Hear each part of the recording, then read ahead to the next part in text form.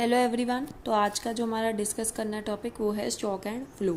Stock क्या होता है, फ्लो क्या होता है, पहले इसको समझने से पहले आप एक ये डायग्राम में समझो। मैं यहाँ पे एक एग्जांपल ले रही हूँ कि ये एक मान लो एक टैंक है, ठीक है जी। इसमें थोड़ा सा पानी पड़ा हुआ है, जो पानी इस टाइम पे पड़ा हुआ है this is stock of water in tank. अब अगर मैं यहीं पे इसके बिल्कुल अटैच एक टैब है, अगर मैं इसे ऑन कर दूँ तो इससे क्या होगा, फ्लो होने शुरू हो जाएगा, पानी निकलना शुरू हो जाएगा। बेसिकली यही स्टॉक और फ्लो का कॉन्सेप्ट है। स्टॉक क्या होता है, variable which is measure at a particular point of time. आप एक पर्टिकुलर पॉइंट ऑफ टाइम पे मेजर कर सकते हो। जैसे कि मान लो गोडाउन में स्टॉक पड़ा है 31 जनवरी को, तो जी आप मेजर कर सकते हो इतना पड़ा है, हमने मान लिया। मनी सप्लाई क्या होते हैं, सब कितनी एक पर्टिकुलर टाइम पे मनी की कितनी सप्लाई हो रही है। नेशनल वेल्थ, कितनी इकॉनमी की वेल्थ होगी। नेशनल कैपिटल, ये सब आप एक टाइम पे मेजर कर सकते हो। अब मैं इसका लेती हूँ फ्लो का। फ्लो का मतलब क्या है, which is measured over a period of time.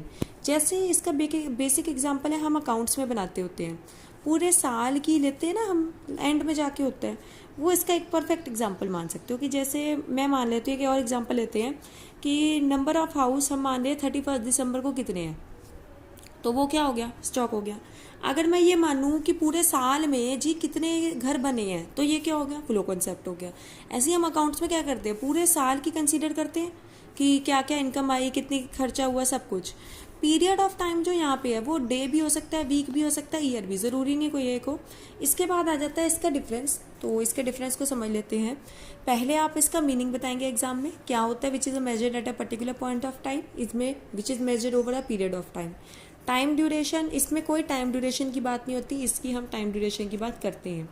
ये क्या है, स्टैटिक कॉन्सेप्ट है। स्टैटिक कॉन्सेप्ट का मतलब क्या है, आप इसे मेजर कर सकते हो एक पर्टिकुलर पॉइंट ऑफ टाइम पे, ये चेंज नहीं होगा, फिक्स रहेगा। लेकिन अगर मैं डायनामिक, किसको कहेंगे, डायनामिक कॉन्सेप्ट। डायनामिक कॉन्सेप्ट का मतलब कभी कुछ हो रहा है, कभी कुछ हो रहा है। जैसे हाउस पूरे साल में कितने कंस्ट्रक्ट हो रहे हैं, कितने जा रहे हैं, तो ये फ्लो कॉन्सेप्ट हो गया। बेसिकली स्टॉक और फ्लो में आपको डिफरेंस समझना बहुत ज़्यादा ज़रूरी है।